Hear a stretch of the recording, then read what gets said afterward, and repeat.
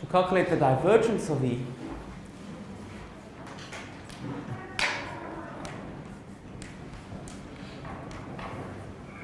what is that equal to? It will be dEx plus dy plus dEz dz.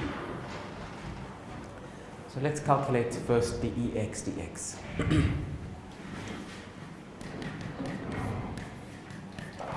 This will be by dx. I'm going to read off the x component of the field. Qx over 4 pi epsilon naught x squared plus y squared plus z squared to the 3 over 2 equals. One of the terms that we get is when we hit the x in the denominator. When we hit the x in the denominator, it's exactly like the derivative that we did on the top board. But there's another term we can have when we hit the x in the numerator. When we hit the x in the numerator, we just get q over 4 pi epsilon naught x squared plus y squared plus z squared to the 3 over 2. And then I'm going to just copy from the top board. We'll get q x squared over 4 pi epsilon naught x squared plus y squared plus z squared to the 5 over 2 times by 3. Okay? Now, so we could do this for dEy, dy, dEz, dz. Before we do that, can somebody tell me, what do you expect for the divergence?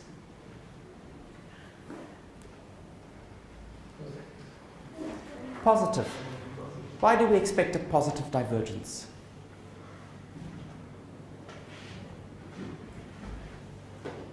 That's what my intuition would tell me too.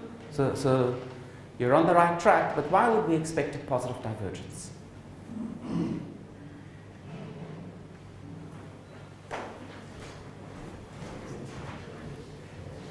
There's our point charge, okay? Let's draw the electric field. At this point here, where does the electric field point? Up. Yeah? Here? Here? And when you go away, it starts to get smaller. Does it look like the field lines are diverging? These two look like they're going away from each other. Those look like they're going away from each other. That looks like it's going away from the others. So it does look like it's getting smaller. It's getting further away from each other. Everyone happy? So do these look like they're diverging? Yes. We said if the field lines diverge, what do you expect for the divergence? Positive. Yep. Sorry. Doesn't that depend on the charge, if it's positive or negative? Good. Let's make this one positive. Absolutely. If it's negative, what would you expect? And in this case, what do you expect for the divergence? Negative. Okay, good. So if we have a positive charge, what do you expect for the divergence? And if a negative charge, what do you expect? Negative. Let's imagine that Q, for our example, is positive. So what should we expect for the divergence? Positive. Good. So let's just check that. That's the most basic thing we could expect. Let's check it. Now, there's nothing special about x. You know, x, y, and z appear in exactly the same way inside our formula. So if you calculate dEy, dy, well, it'll just be that formula there, swapping x and y. So we will get q over 4 pi epsilon naught x squared plus y squared plus z squared to the 3 over 2.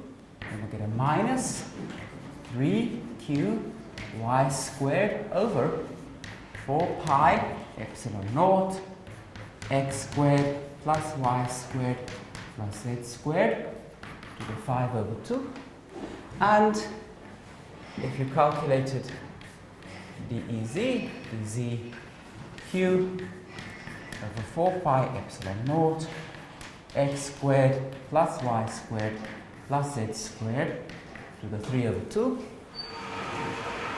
minus 3q z squared over 4 pi epsilon naught x squared plus y squared plus z squared to the 5 over 2. We've got those three derivatives. We should now sum them and see what we get. Yep? 3 over 2. It's a 3. Let's see why it's a 3.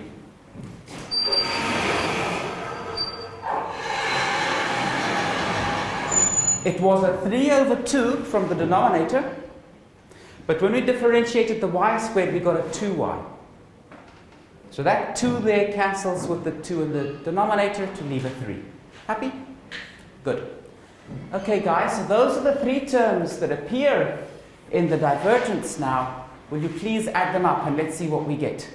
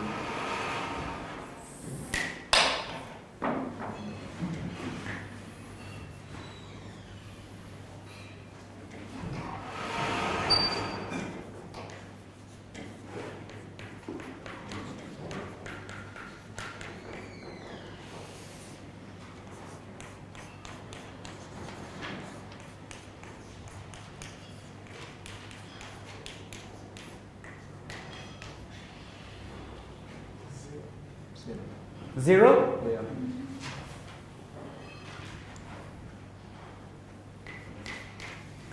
I thought you guys told me it was positive. Did you know what you said? So there's a problem. This is 0. How come? So we're going to need to think about this. Now, is this really 0 or should we be careful? Is there a place where maybe it's not 0? No? It's 0. Yes, maybe because the field, as we know, the field, as we go far from the source, the field is increasing.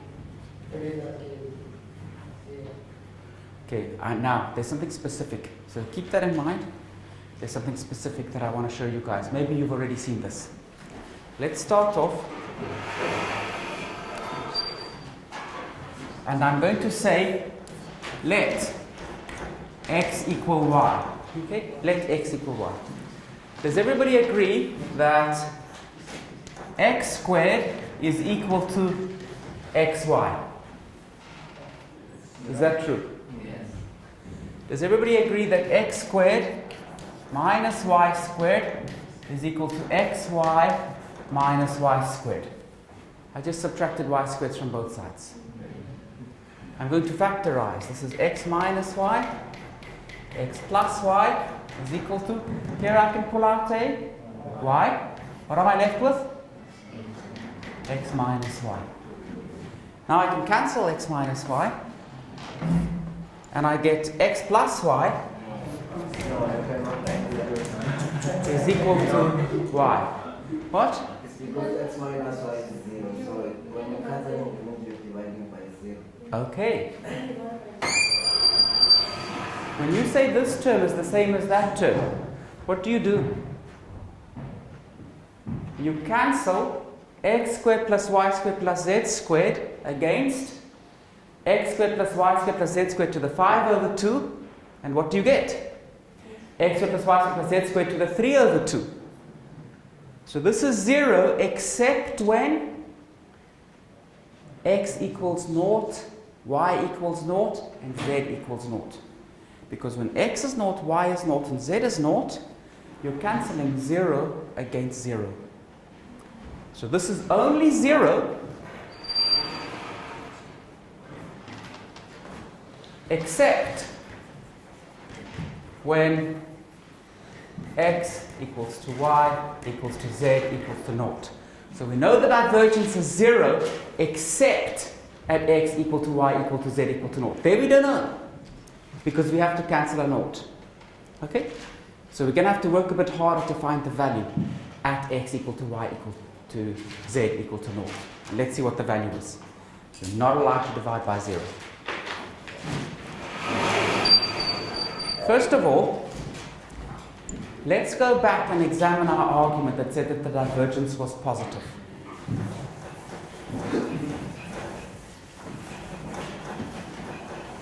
It is true that the divergence tells you about how the field lines are spreading out.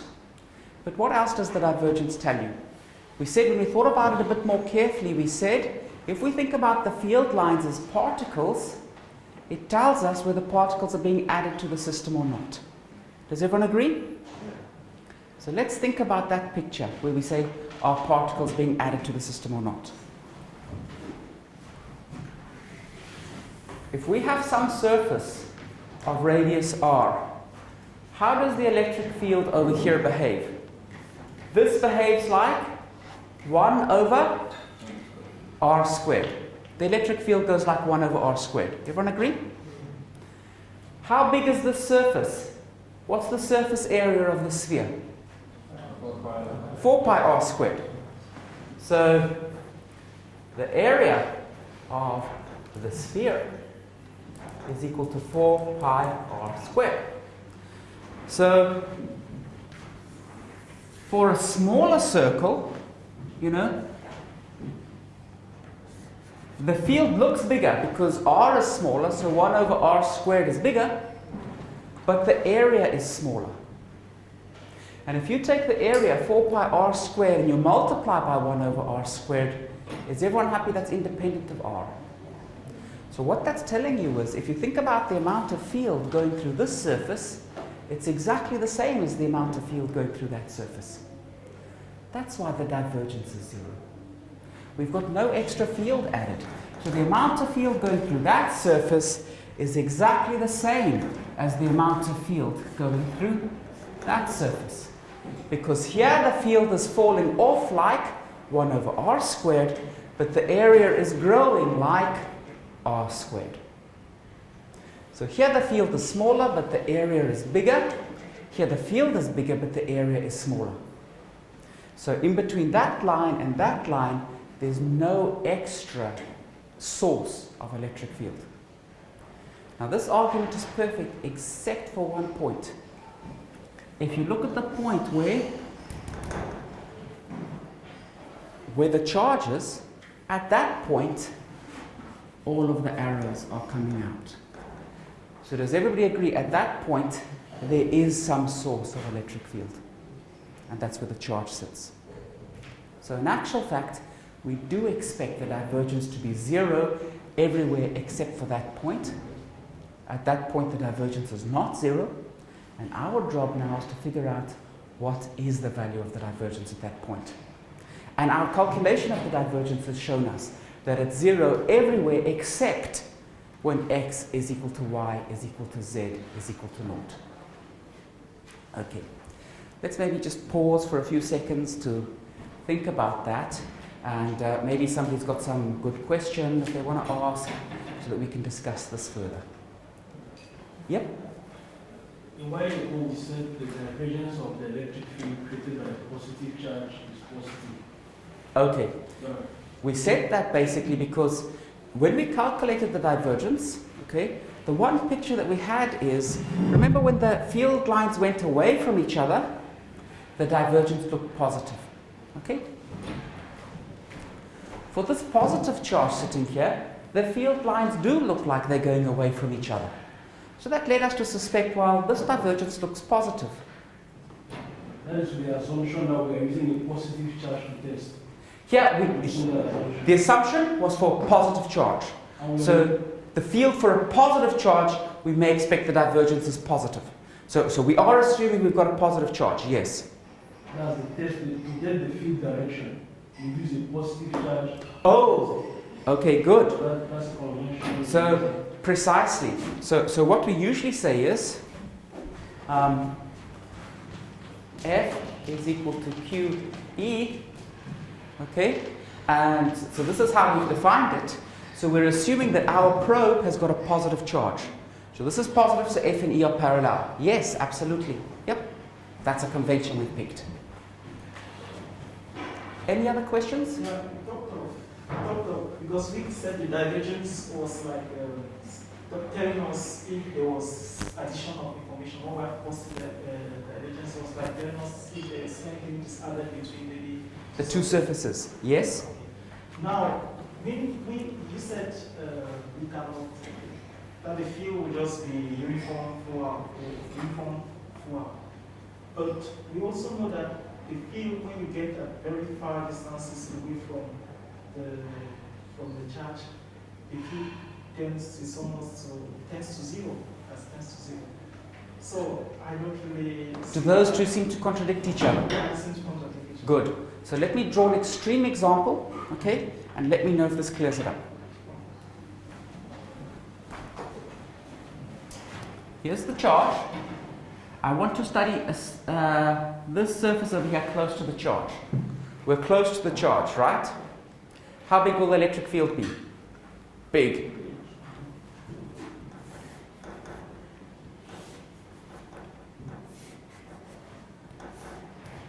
There's the electric field. Think about this as water flowing.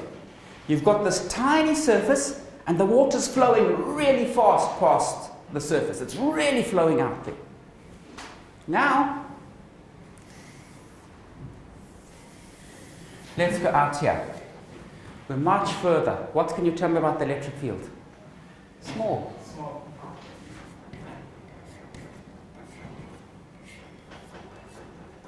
Tiny field out here, okay? But how big is the surface? Huge. So here, there's a much bigger surface. Think about the water flowing through there.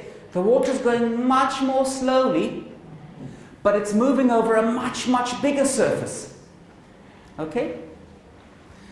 How big is this field, which is like the velocity of the particle? Okay? This goes like 1 over r squared. How big is this area? The area grows like 4 pi r squared, so it grows like an r squared. So if you're taking the area and you're multiplying by the velocity, that's independent of r. So it will be the same for this surface where you've got a small r, or for this surface where you've got a very big r. That's what's staying the same. Because those two are the same, the total amount of electric field going through that surface is the same as the total amount of electric field going through this surface, and that means there's no source of electric field between those two surfaces.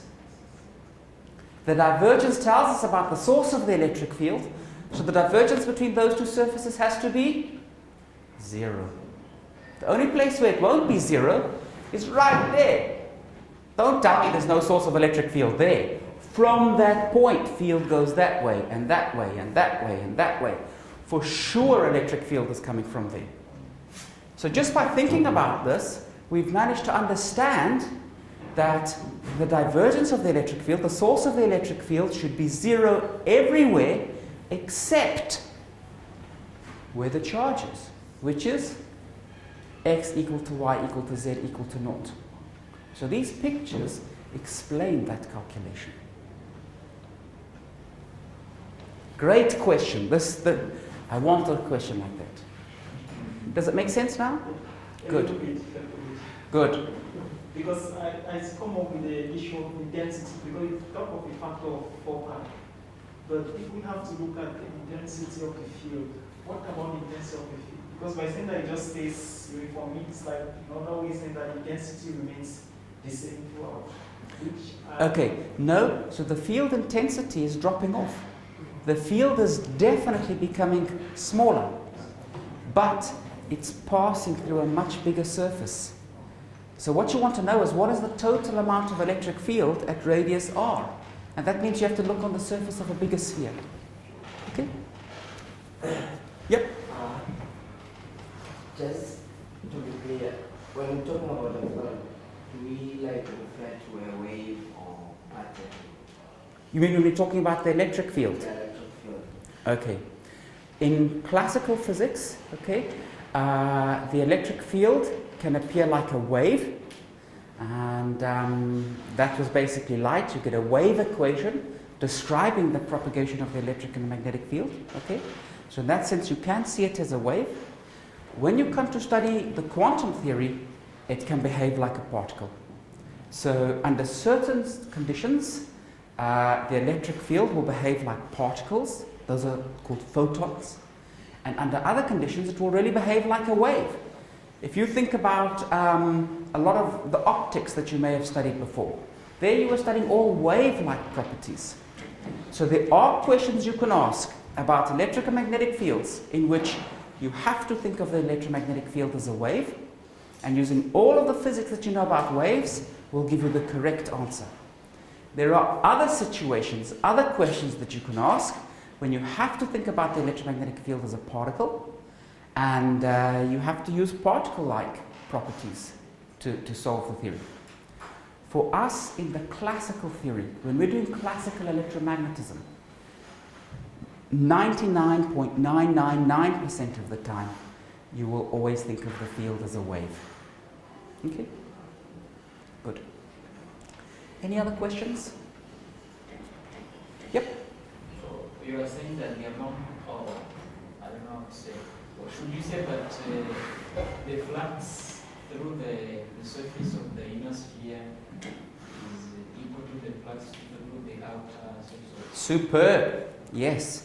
So the flux of the electric field through this outer surface is the same as the flux of the electric field through this inner surface, is the same as the flux of the electric field through this outer surface. So it seems natural. What is the thing that we're calculating? It looks like we're calculating the electric field dotted into the area and integrated. Everyone happy with that? That's what it looks like we're doing. Why is that related to the divergence? So let's write that quantity down. That's a great question. That's what we're going to do next. So let's explore that.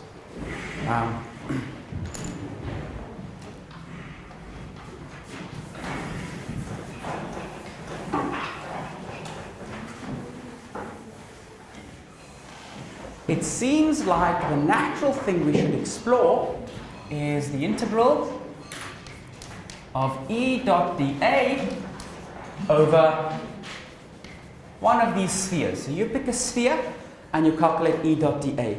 That's the amount of electric field passing through that surface. And that seems like the quantity that we're naturally thinking about. We proved an integral theorem about this quantity. What is this equal to? The integral of? The divergence of E d3 r, okay, r. And if this is the sphere, here we must integrate inside the sphere. So this is the surface of the sphere.